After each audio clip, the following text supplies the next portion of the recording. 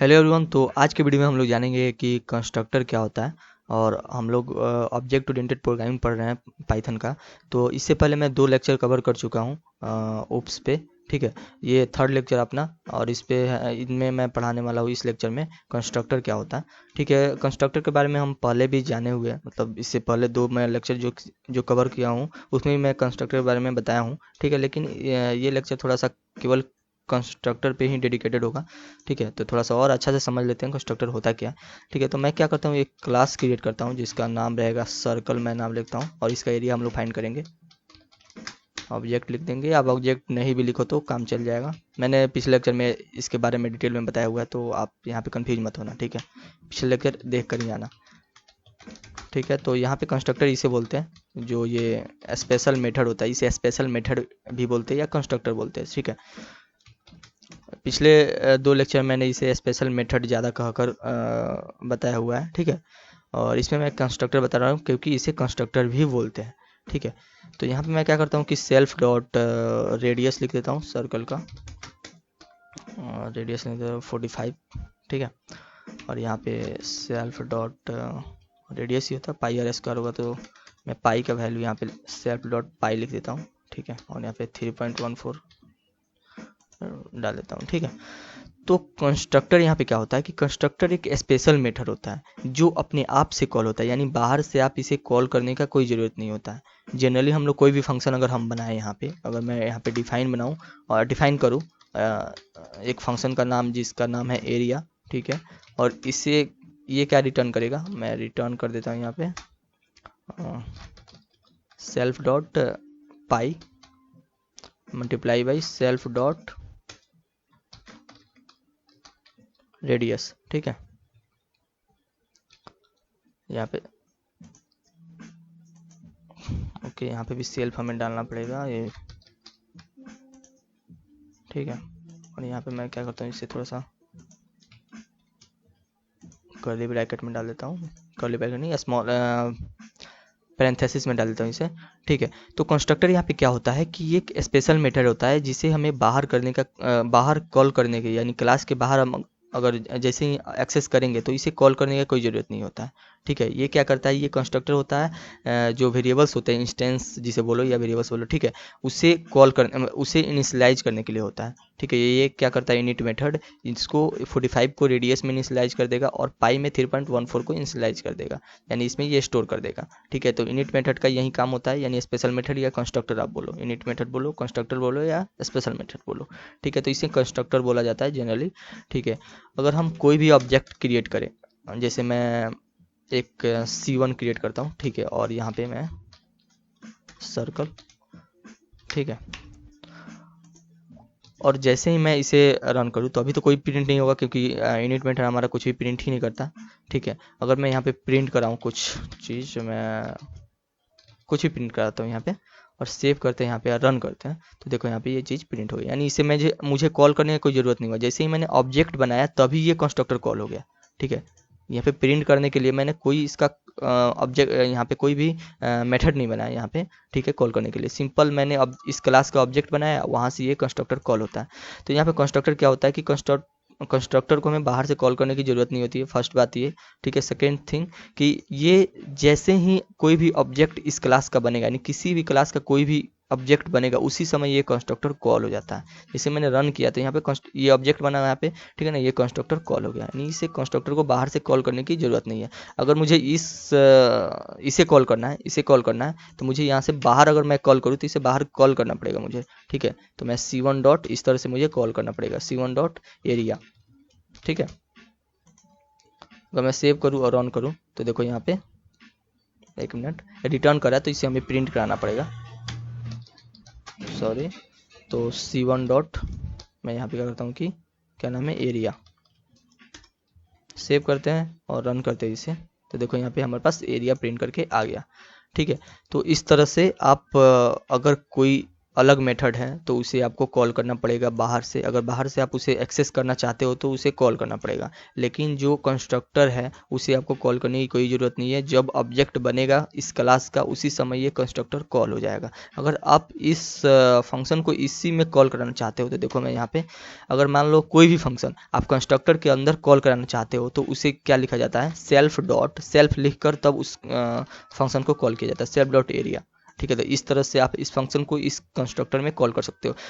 तब यहाँ पे मैं क्या करूँ कि इसे अगर मैं कमेंट आउट कर देता हूँ, ठीक है, तो अगर सेव करूँ तो यहाँ पे ये एक मिनट, ये रिटर्न कराना तो यहाँ पे प्रिंट भी कराना पड़ेगा यार।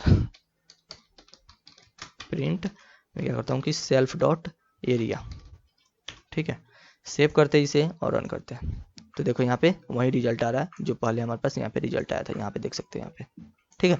तो यहाँ से देख सकते हो आपकी, जैसे ही मैंने ऑब्जेक्ट यहाँ पे क्रिएट किया तो यहाँ पे क्या हुआ कि ये कंस्ट्रक्टर में जितने भी यहाँ पे सेल्फ डॉट रेडियस है, सेल्फ डॉट रेडियस में 45 को इनिशियलाइज हुआ, पाई में 3.14 इनिशियलाइज हुआ। उसके बाद क्या हुआ कि सेल्फ डॉट एरिया फंक्शन यहाँ पे कॉल हुआ, जिसे क्लास में हम लोग मेथड बोलते हैं, वो कॉल हुआ, वहाँ पे यहाँ पे ये रिटर्न कर दिया।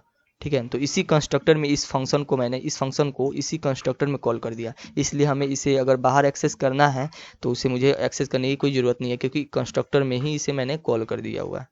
ठीक है, अगर आप इसे बाहर कॉल करने की कोशिश करो, ठीक है, तो यहाँ पे कॉल कर सकते हो, उससे कोई प्रॉब्लम नहीं है। तो मैं यहाँ पे इसे सेव करूँ, इसे कमेंट इन कर देता हूँ, मतलब कमेंट आउट हटा देता हूँ। तो देखो यहाँ पे ये भी रिजल्ट दे दिया। तो आप कंस्ट्रक्टर में कॉल करो चाहे यहाँ पे कॉल करो, ये सेम है। अगर आपको मतलब ऐसा चाहते हो कि मैं कॉल करूँ तभी ये वैल्यू आए, तब यहाँ पे आपको बाहर से कॉल करना पड़ेगा। अगर आप चाहते हो कि जैसे ही ऑब्जेक्ट बने उसी समय कॉल हो जाए तो उस समय आपको क्या करना होगा कि इस कंस्ट्रक्टर में इस फंक्शन को कॉल करना पड़ेगा। ठीक है, तो इस तरह से आप कंस्ट्रक्टर को समझ सकते हो। ठीक है, और चीज़ क्या है कंस्ट्रक्टर में, जितना बार आप ऑब्जेक्ट बनाओगे उतना बार ये कंस्ट्रक्टर कॉल होता है। ठीक है, एक चीज़ मैं आपको बता दूं कि पिछले लेक्चर में, पिछले एक जो जस्ट इसके पिछले लेक्चर था उसके बारे में, उसमें मैंने आपको क्लास और ऑब्जेक्ट के बारे में पढ़ाया था। तो उसके बारे में थोड़ा सा और मैं बता देता हूँ। यहाँ पे क्या होता है कि कोई भी कंस्ट्रक्टर जब कॉल होता है, यानी कोई भी ऑब्जेक्ट हम बनाते हैं, तो उस समय क्या होता है कि यहाँ पे जितने भी रिक्वायर्ड मेमोरी है, मतलब ये जितना मेमोरी रिक्वायर्ड है, मतलब इसको जितना मेमोरी चाहिए स्टोर होने के लिए, ये इससे इंस्टेंस को, मतलब वेरिएबल्स को और जितना भी मेथड्स को चाहिए, जितना भी मेमोरी रिक्वायर्ड, वो हीप मेमोरी में लोकेट हो जाता है। ठीक है, और लोकेट होने के बाद जो उस मेमोरी का एड्रेस होता है, वो मेमोरी का एड्रेस यहाँ पे ऑब्जेक्ट में पास हो जाता है और सेल्फ में पास हो जाता है। इसलिए हम लोग सेल्फ से कोई भी मतलब इस क्लास का प्रॉपर्टी एक्सेस कर सकते हैं इस क्लास के अंदर, लेकिन बाहर अगर हमें इसे एक्सेस करना है तो हमें ऑब्जेक्ट से एक्सेस करना पड़ेगा। अब ऑब्जेक्ट से हम लोग क्यों कॉल कर पा रहे हैं और सेल्फ से क्यों एक्सेस कर पा रहे हैं अपने मेथड्स और प्रॉपर्टी को, क्योंकि C1 के पास, हमारे पास क्या है, इस ऑब्जेक्ट के पास क्या है कि उस हीप मेमोरी में जहाँ पे भी ये प्रॉपर्टी और फंक्शन से लोकेट हुआ है, ठीक है ना, तो उसका एड्रेस इसके पास है। इसलिए यहाँ पे इस एरिया से एक्सेस कर लिए यहाँ पे, क्योंकि इसके पास एड्रेस है और सेल्फ के पास भी एड्रेस है, इसलिए हम प्रॉपर्टी और मेथड्स को एक्सेस कर पाते हैं। ठीक है, तो इस तरह से आप समझ सकते हो। ऐसे मैंने इसके जस्ट पिछले लेक्चर में इसके बारे में मैंने बता दिया हुआ है, यहाँ पे मैंने बता दिया। ठीक है, तो अब क्या मैं बताने वाला था कि कोई भी आप ऑब्जेक्ट क्रिएट करते हो उतना बार, मतलब जितना बार आप इस ऑब्जेक्ट बनाओगे, मैंने C2 यहाँ पे, जैसे मैं यहाँ पे C2 ऑब्जेक्ट बना दूँ, यहाँ पे C2, सॉरी यार, C2 सर्कल। ठीक है, जितना बार हम लोग ऑब्जेक्ट बनाएंगे उतना बार ये कंस्ट्रक्टर कॉल होता है। अब आप पूछोगे ये कैसे आपको पता चला कि जितना बार ऑब्जेक्ट बनाएंगे उतना बार ही कंस्ट्रक्टर कॉल होगा। ठीक है, तो इसे रन करके पहले देख लेते हैं। तो देखो यहाँ पे ये कंस्ट्रक्टर कॉल हुआ, मतलब फर्स्ट बार ये कॉल हुआ, तो ये चीज़ आपको प्रिंट करके आ गया JDH। यहाँ पे सेव करते, एक मिनट, फिर से रन करते इसे। तो देखो यहाँ पे ये थोड़ा सा गलत रन हो गया था क्योंकि मैंने सेव ही नहीं किया था, इसलिए यहाँ पे यही चीज़ आ रहा था।